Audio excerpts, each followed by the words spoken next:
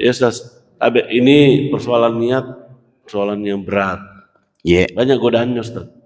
Ya, untuk itu bagaimana caranya supaya niat kita ini tetap terjaga keikhlasannya di tengah godaan ria, dan bahkan banyak orang pamer dengan niat itu sendiri. Awalnya mungkin ikhlas, tetapi belakangan banyak godaan.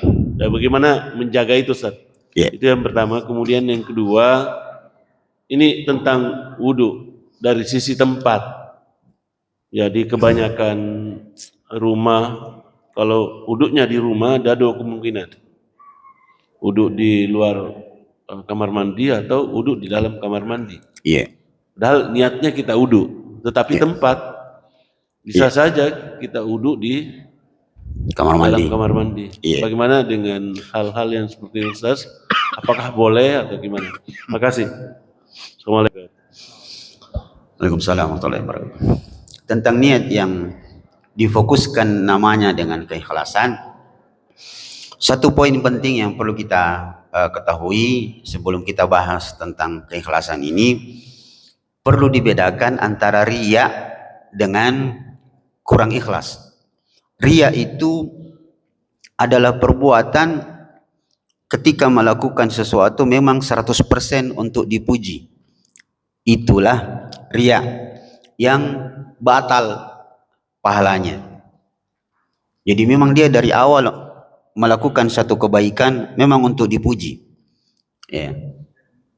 Pergi misalnya, pergi haji memang untuk dipanggil Pak Haji. Maka kalau itu memang niatnya dari awal dan full begitu, maka itulah yang disebut dengan riya, yang diancam tidak akan diterima. Nah sekarang yang perlu dibedakan, dan ulama menjelaskannya, bagaimana dengan satu amalan awalnya ikhlas, di tengah diganggu. Ulama mengatakan kalau perbuatan itu misalnya menyumbang, bersedekah, di awalnya ikhlas, lalu di tengahnya diganggu-ganggu, tapi dia berusaha untuk menolaknya, maka yang dinilai adalah ujungnya.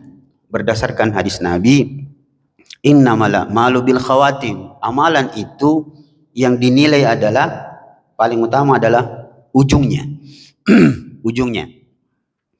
Jadi misalnya begini Pak, ada orang menyumbang 100 juta, memang ikhlas, tidak ada masalah. Tapi karena setelah dia menyumbang 100 juta, ternyata didengar oleh beberapa orang, ada orang menyumbang 100 juta. Siapa? Sana Bapak Pak Ahmad. Akhirnya bincang-bincang itu menyebar ke sana kemari. Ada orang menyumbang 100 juta. Wih, luar biasa, banyak orang terbantu dengan 100 juta itu.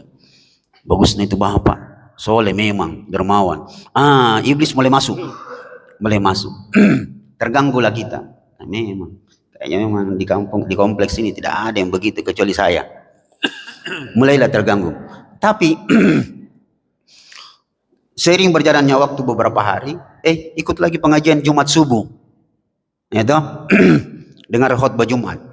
Maka dia berusaha untuk kembali, ikhlas. Maka di ujungnya yang dihitung, maka yang di tengah yang terganggu ini dihilangkan oleh Allah dan dimaafkan. Yang dihitung adalah di ujungnya. Bagian keduanya adalah ada orang menyumbang, bersedekah misalnya, awalnya memang tidak ikhlas. Malam Jumat dia menyumbang, tahu-tahu dia memang tidak ikhlas. Memang supaya saya disebut sebagai ini dan itulah. Tahu-tahu yang khutbah Jumat bicara tentang keikhlasan, akhirnya dia berubah. Banyak kalau begini 100 juta lagi, 100 juta pokoknya disumbang, masa tidak dapat pahala? Maka dia merubah niatnya, dia ikhlaskan. Maka yang dihitung adalah ujungnya. Maka yang tidak baik adalah dari awal memang sampai akhir memang tujuannya untuk dipuji, itulah yang ria, yang itu yang batal. Itu pertanyaan dua pertanyaan Pak Tai ya, tentang wudu. Tentang wudu, berwudu di mana saja itu sah. Sekarang pertanyaannya, berwudunya di kamar mandi Ustaz. Ya Pak ya, di kamar mandi. Dulu definisi kamar mandi itu tempat mandi khusus, tempat BAB khusus. Sekarang sudah bersatu antara kloset dengan tempat mandi. Bolehkah sah berwudu di tempat seperti itu? Sah. Dia sah. Dengan satu hal yang cukup penting, sebelum berwudu itu perlu memastikan sterilnya tempat itu, lantainya terutama dari najis. Karena seandainya tidak boleh, itu akan menyusahkan kita yang mau mandi junub. Kalau mandi junub Pak, bagaimana ceritanya? Nah, rata-rata kamar mandi kita memang sudah bersatu toilet, maka boleh. Kalau mandi junub, wuduknya di luar, bagaimana ceritanya berwudu? Nah, sebelum mandi junub itu ada satu perbuatan yang harus dilakukan, yaitu bersih-bersih dulu. Nah, maka sah hukumnya berwudu di dalam toilet. Sekarang permasalahan yang lain, membaca bismillah. Membaca bismillah, karena sunnah berwudu itu minimal membaca bismillah. Imam Nawawi menyebutkan dalam kitabnya, salah satunya di Al-Adhkar, bahwa boleh baca bismillah tapi tidak dilafadzkan, dia dalam hati bismillah. Kalaupun dia refleks mengucapkan itu, maka apa boleh buat, dia tidak mengapa. Maka yang paling kuat sebenarnya, tidak perlu lagi dia baca bismillah ketika dia berada di dalam toilet untuk berwudu, karena sudah diwakili oleh doanya ketika dia akan masuk ke dalam toilet tadi, WC tadi.